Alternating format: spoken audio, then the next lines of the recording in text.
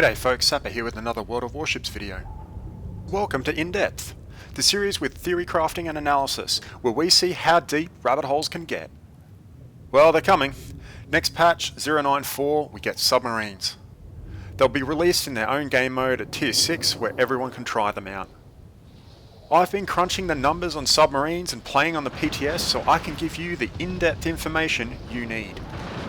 This video is not a meta-analysis.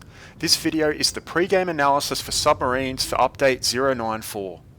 In this video I'll give you a quick assessment on common concerns with subs, areas to watch for balancing, and a rough assessment of where I expect them to sit in the order of battle. I will be doing a detailed meta-analysis in future, so keep your ear to the ground for that one. I'll do it when I feel the time is right. Submarines are very much a work in progress, but by the end of this you should be a little better prepared for update 094. The key submarine specs for situational awareness are as follows. Great stealth, between 4 and 5 kilometers on the surface. Better stealth when submerged. High burst damage potential.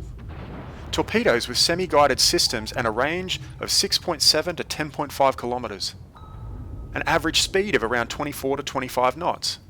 Poor agility, and a small health pool of 10,000 to 12,000 health. For more information about specifications, examine your submarines in port before playing them, as values could have been tweaked when the patch drops. First, let's take a look at the two primary concerns that have been doing the rounds in the community, and they are shotgunning and spotting. Shotgunning is the process of popping up on an enemy ship and unloading a torpedo salvo on them at a range that's impossible to dodge. Spotting issues are primarily relating to the ability of submarines to spot and not be seen or counted, for example when submerged. So to shotgunning first. Shotgunning is less of an issue than just about any other thing for submarines. Bear with me and I'll explain. Shotgunning relies on one factor above all else: being close to your target. Submarines are slow. They can only run down United States and Royal Navy battleships. So to effectively shotgun, the following conditions have to be met. You have to avoid all screening ships, including submarines, destroyers, and cruisers. The battleship has to be out of position, and you need to be quick enough to get there. Think about what happens when you are a lone destroyer on a flank and all enemy destroyers are dead. All but the most potato of enemy capital ships will turn around and run because they are permanently spotted. Now imagine trying to catch them while you are travelling at 24 knots. Will there be shotgun opportunities for submarines? Definitely. However, destroyers occasionally have these opportunities as it is. Is shotgunning going to be a game-breaking thing? Only if submarines are changed to have speed values on the same level as destroyers. Now onto the spotting issue.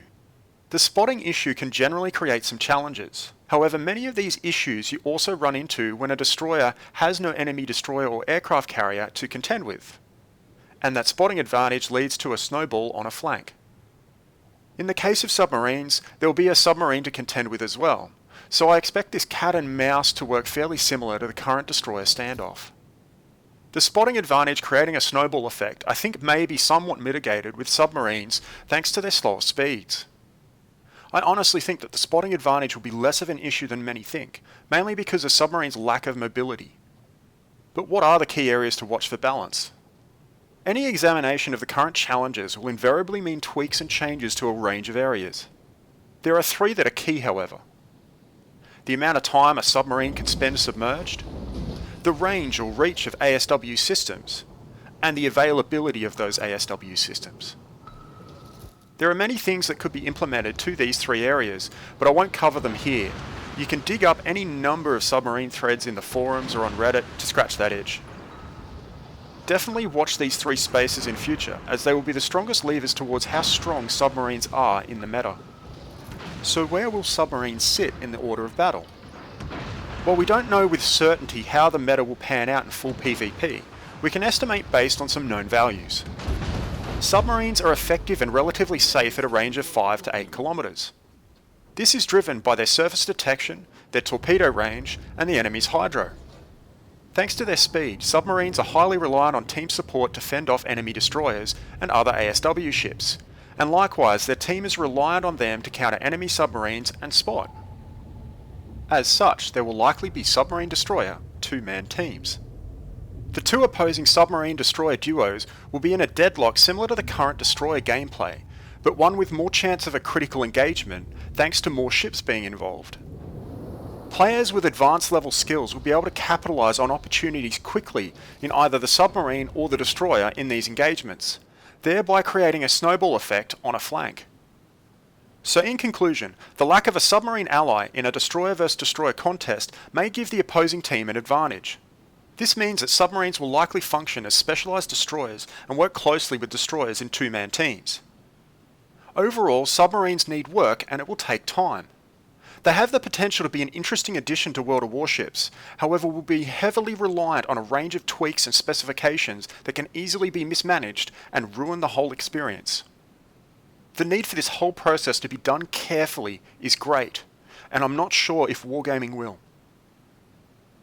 Hopefully you found this video interesting and useful heading into patch 094. If you did, leave me a like or comment down below. Stay sane, and I'll catch you in the next one.